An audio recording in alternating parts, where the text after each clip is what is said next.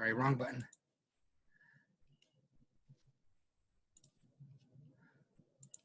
Homework 5, you said? Yeah. All right, let's see what we're looking at here. That's 6, so 5 is going to be probably this one.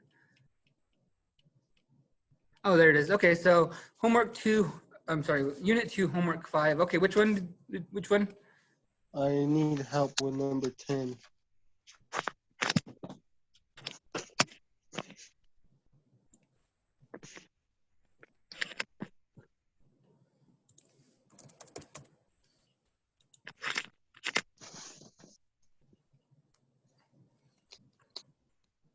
Wow, it's already Thursday. In fact, it's almost already the end of the quarter. Can't believe we already got 9 weeks done. Okay, let me go ahead and switch on over and then punch this in. All right, so let's see what we got here. Katie's favorite ride at the amusement park are the roller coaster and water slides. The wait time for the roller coaster is 25 minutes and the wait for the water slide is 10 minutes. If you went on 12 rides in total and waited 3 hours in line, how many times did you go on each ride? All right, so we got 2 things going on. Let's see, so it says we got 2 rides, so we're gonna probably pick one. So we'll call this one,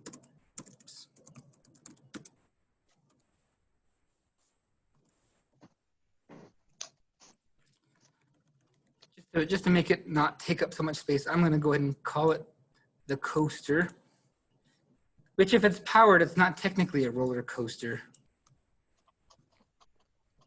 The wait time for the roller coaster is 25 minutes. Okay, so they're talking about time. So this first, I guess, equation is going to be the time part of it.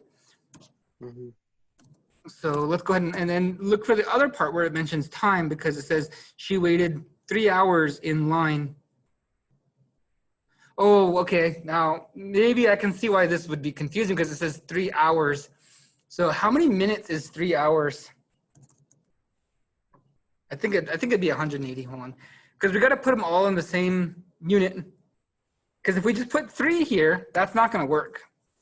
Because the first one mentions 25 minutes, the second one mentions 10 minutes. So we need this third measurement to be in time as well.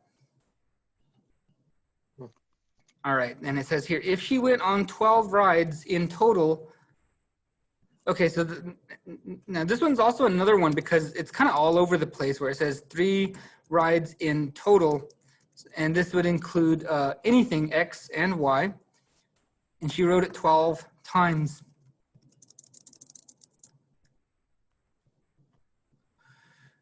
So setting it up, it would look like this. So we know how much time it takes to get on each ride, and we also know how many times. Well, we don't know how many times she rode each ride, but we know that the combination of these 2 was 12. Mm-hmm. Okay, so we have a choice here.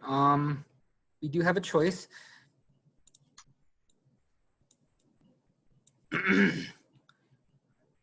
No. Well, I guess so. I guess I could keep it.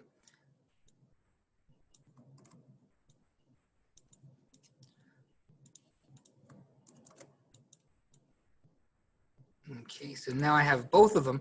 But what I want to do is I want to times this bottom one by 10, or I guess more specifically, maybe -10. So I'm going to go ahead and put -10 on here and -10 on here.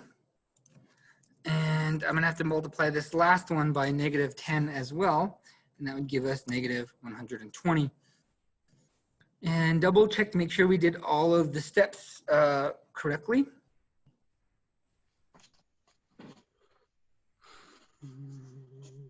Okay, and then we want the Y to be opposite and different. So go ahead and I'm going to put a line here because we're going to work on this part here. So 25 minus 10, and I wanted that bottom set of numbers to be a little bit smaller, just so they'd be a little bit easier to work with. And then 25 minus 10 would be, oh, not -15, it'd be +15. 10 minus 10 would cancel, which is good. That's what we want. And then 180 minus 120, I think would be 60. And this makes sense because, well, we should not be able to get a fraction number because you cannot ride a roller coaster 1/2 times. And if you did, you probably wouldn't want to. Otherwise, you'd be like those people that got stuck on. I don't remember which. I know there was one where like a roller coaster was doing a loop and it turned upside down and all the people were just sort of stuck upside down. I guess that could count as half a ride. All right, so in this case here, now we know that we know that she rode the roller coaster 4 times. And now we can find out how many times she rode the water slide. And this is pretty easy. You know, if you just plug in x plus y equals 12, you could pretty much easily figure out how much the other one was. So we know x is 4. And this would be really easy because, you know, if I ask you what number plus y gives me 12, you know, that'd be kind of easy. You'd probably say 8. And if we want to check it, we could plug it in really quickly. So I'm gonna plug it in. From here, we're done. That's it. We're done. But I want to check it. So 25 times 25 times 4 plus 10 times 8 equals 180. So I plug it into this top one. And I just want to see if it'll work out. So 25 times 4 is 100 minutes. And then this would be 80 minutes for the other one. And that does look like it's going to equal 180. So this is true. This is a working solution. And just to get into the habit, let's put it into an ordered pair. So this would be 4 and 8 times of each. All right, that was a pretty interesting question. Ooh. All right, was there another one? Didn't get to 11 and 12 yet.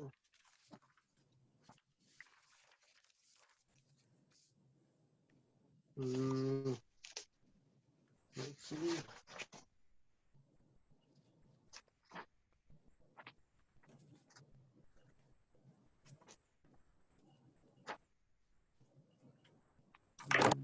Not that one.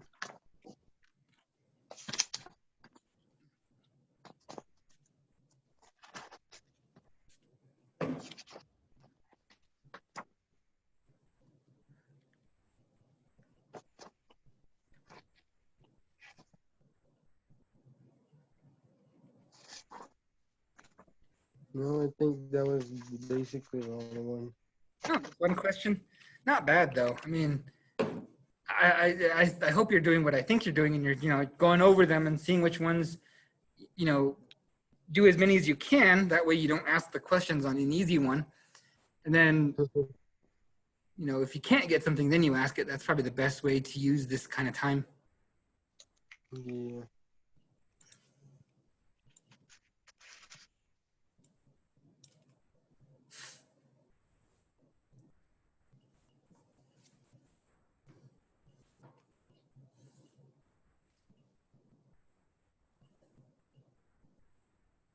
Write out the equations for number 11. Number 11. Okay, so let's just get the equations then. Yeah, sometimes writing the equations is the hard part. Yeah.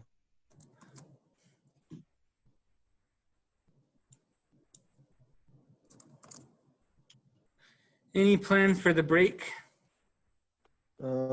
I think I'm supposed to go to Mojave Valley. Oh, where's that at? Down by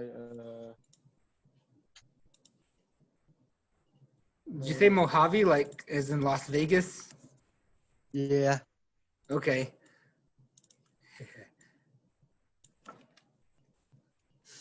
All right, got it. Collection of nickels and dimes is worth $9.45. If the number of dimes is doubled, the value is $16.65. Find the number of each coin. Okay, so we have two things again. The first one is talking about what it's worth. So worth is, oops, almost forgot the X. And we probably should have said that dimes, or in this case, nickels are X and dimes are Y. So that's how much they're worth. And it says here, if the number of dimes is doubled, and again, this one's kind of a tough one, just because, you know, if we were to think of the number of coins being doubled, we would think of something like timesing it by 2, which is exactly what you would do. But another way to think about it is, what if you had double the value of dimes? So in this case, instead of a dime being 10 cents, it's going to be 20 cents, right? Because it still means the same thing. It means that the number has doubled, because now you have double the value of dimes. And it says, if this were to happen, the value would be 1665. So we would end up with something like this. And there we go, we set it up. The only thing we'd have left to do, and this would be for me, would be to negative the top one. Right, so we're going to take this and we're going to make everything negative.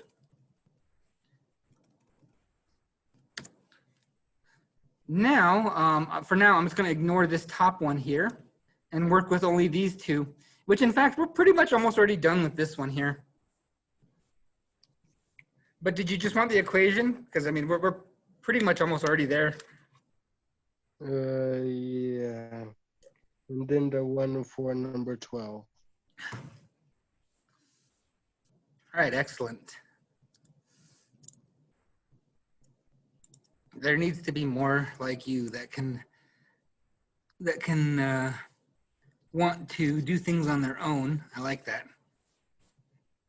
That's a good attitude to have, to want to do things on your own. I know a lot of people, when they think of school, they think of like, well, it's what you accomplish, right? The homework you do is how you measure yourself. But that's not really true. You know, a lot of people will do that. But really, if you're self-motivated, that's probably one of the best things you can do. You know, I mean, there's a lot of smart people that are just not motivated to do things in life. You know, I mean, they're really smart, but you know, they're not the kind of people that will go out and go to college or go to get a, you know, wait in line for job applications and stuff, or go to interviews.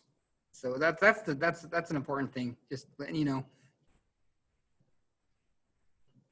So Zach has 2 savings accounts. Lucky guy. Total of $9,000. He withdrew 10% from one and 60% from the other to buy his girlfriend an engagement ring. That's a lot for a ring. I don't know. I wouldn't. Okay. If the ring costs $2,175, find the remaining balance in each account. Especially around here, it'd probably end up in a pawn shop.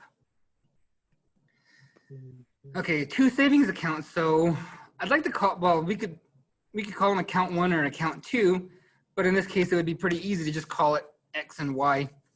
And whatever happens, they got to equal out to 9,000. And here it says, let's see, he withdrew 10% of one. So we'll just go in order for how it works. So 10%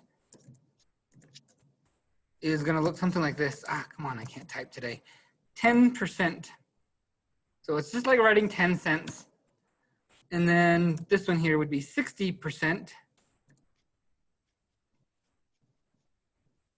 And if the ring cost, and I'm guessing he used that exact amount.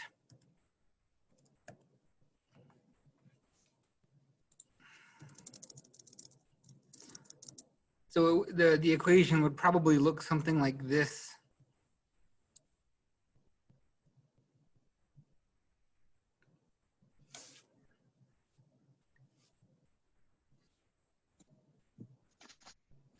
Okay, let me just see if this works out.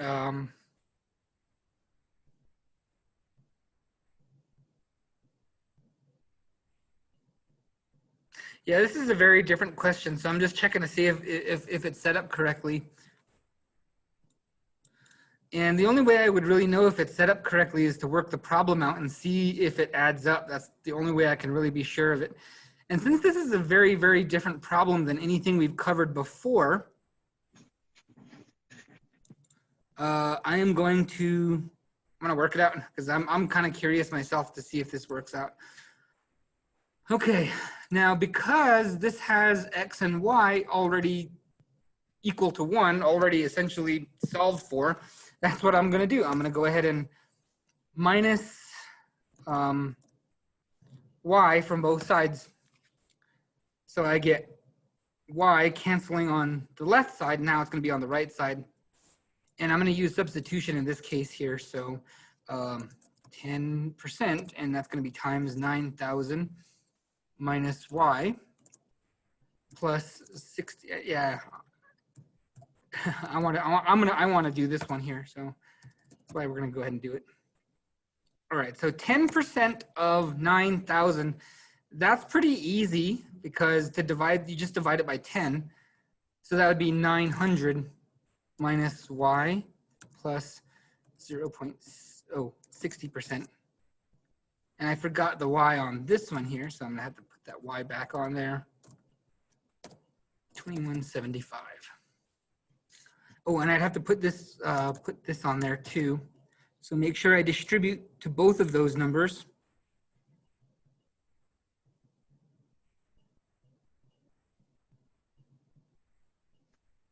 Okay, yeah, that is, I don't know why that 9,000 just looks off to me. I'm pretty sure that is what it is, but okay, yeah, it is 900. And then, okay, so now we got to combine our like terms.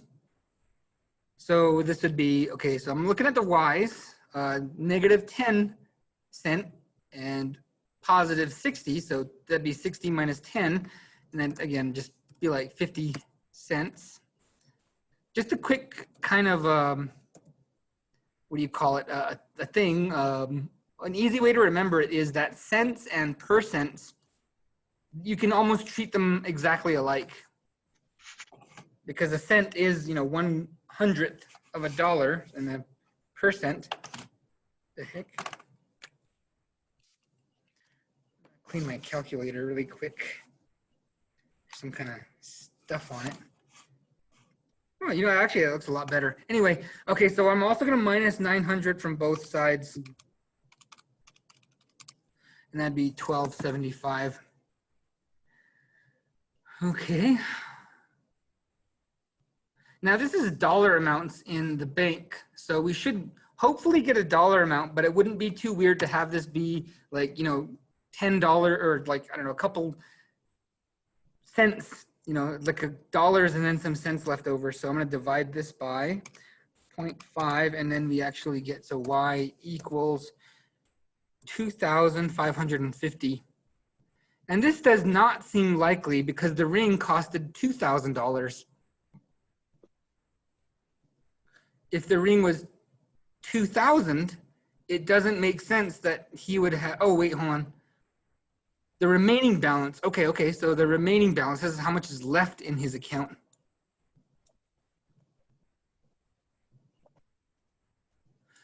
All right, so let's go ahead and try that out. So now I'm gonna try this number. So we know that he had 9,000 to begin with. And in this case here, we're trying to find the remaining amount. So this would be x plus y, but we know y is 2,550. And this is going to be subtracted from his old balance of $9,000. So in this case here, the X account would have $6,450 in that account.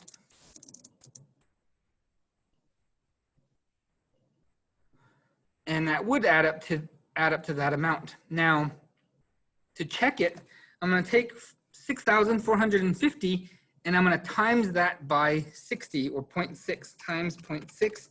And he would have spent, like if we're looking at just the cost of the ring, and I'm checking it to make sure I did this right. And then for the Y, I'll try the Y part here. So the Y he had, or he has,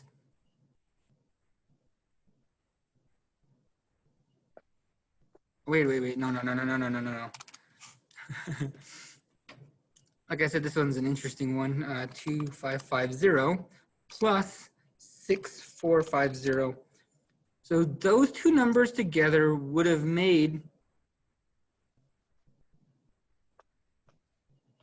Now this is an interesting question, actually. This is an interesting question because we would not have been done with this one yet, because this is how much he has in each account. This is how much he has to begin with. So, you know, a few days ago, before he bought the ring, this is how much he actually had, because it equals out to 9,000. So this tells me that this is not how much is remaining. In order to get how much is remaining, we would have to multiply each of these. So again, X is this amount. We'd have to multiply this by 10%. And we would have to multiply this by 60%, which would be 0.6 and 0.1. So this one actually has an entirely different step that could be easily. Wait, why am I writing it? $645 is how much he checked out of this account. And his other account, now that's probably his real savings account. And, you know, that's the one that he's really saving money in. You know, I have actually, you know what? I have two savings accounts too. I just remembered that. I have like one that I never even think of, and I don't even bother it. I just let the money pile up in there, which is another good habit too. So in this case here, if we take 16% of this one, so that second one's probably his not very serious account, which he will check money out of whenever he needs to, which is good because you know, in life, you really do want to have some money put away in case your car breaks down. And that happened to me like maybe 8 years ago. I had like a big old savings account for whatever reason. I just didn't spend money, and I had like $5,000 in my savings, and my car's transmission gave out, and that costed like almost all of that, like $4,500 to get the transmission working again. So transmission's like a heart attack for cars, or I don't know, it's like cancer for cars. You know, if it breaks and you don't have the money, just haul it to the dump. So at least with this, I'm going to check it. So 1530 plus 645 comes out to 2820, which doesn't seem to work out because the ring, we should get 2175. Yeah, we should get 2175. So something must have happened. 1530. Oh, I must have pushed the wrong button because, I mean, looking at it myself, it should work out. Okay, yeah, it does come out to 2175. I must have pushed the wrong button on my calculator. And that's why I guess a lot of modern calculators have a display that show you what numbers you just got done pushing, or, you know, it shows you your last 2 or 3 equations. All right, so this works out. So actually our real numbers, so the question says find the remaining balance in each account. And I better be watching out for this one because in the homework, I think a lot of people will get these numbers, not really reading the question all the way. And again, this one was a tricky one because this one is one that I had to know if it actually works out the way it should. So yeah, these are the real numbers we're looking for. So 645 and 1530. I might as well throw a $sign on there because that's one of the other things that you should do with word problems is put your answers in the appropriate units. And that means dollars, inches, feet, pounds, whatever you're looking at.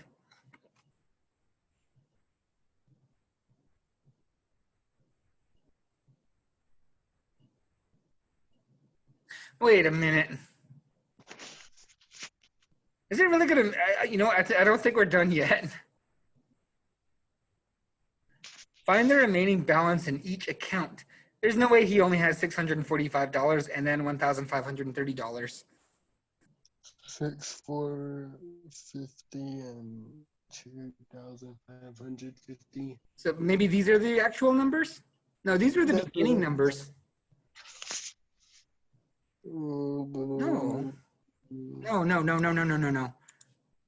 Wow, this is a really complicated problem. You know, I mean, I'm sitting here thinking, is this really done? So in this case here, 6,450 minus 645, that'd be 5,805. And the other account would have 2,550 minus, so this number minus this number, because we took the money out of the account. And that would be 1020, and that would be that. This would be equal to how much total he has. So we know he had $9,000. He spent $2,000, which is going to be like $700 or $7,000. 7,000 minus 175 would be like 6,925 or something like that. No, 825. So these two numbers should equal that amount. I should just change this problem in the future. Because, yeah. Okay, yeah, 6,825. So actually, again, we got turned around again because that's not how much money he has left in each account. This is how much he has in each account. Yeah, I'm going to change this question in the future. So the question will probably read something more like, how much did he spend on each, you know, how much did he withdraw from each account or something like that. You know, I'm gonna make a note of this. And this is homework 5, number 12, I think.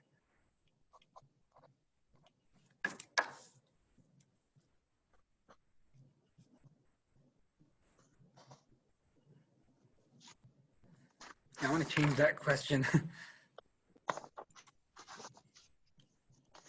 All right. Okay, so we're done with that one. Any other ones? We're on a roll today. That's done for that packet. Okay. And then the 31. What is going on tomorrow at the school? Is the drop-off thing going to be available? The drop off, okay, so tomorrow's the 12, and I think we're having another vaccine. Well, they call it vaccine blitz, but it's hardly anything that can be described as fast. And the first time I got the shot, it was like 5 hours. I got in line at like 7:30 thinking, man, this is early. No one else is going to be out at 7:30. And I freaking got in line, and the line was like all the way around the building and Gray Hills, through the hospital housing and through part of the teacher housing, all the way to that 4-way by that Hogan church. And then, you know, up the road to where those burned down houses are, man, it was just like, it was a long line. But I think that was the first one, and they were kind of slow. They didn't know how to do the process, and it just took forever. But anyway, they're doing one of those again tomorrow. But last week and last time, it was actually not a very long line. I don't know if less people are getting their shots or whatever, but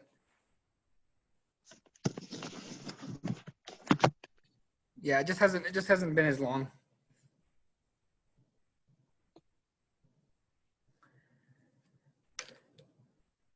Okay, I think I'm good.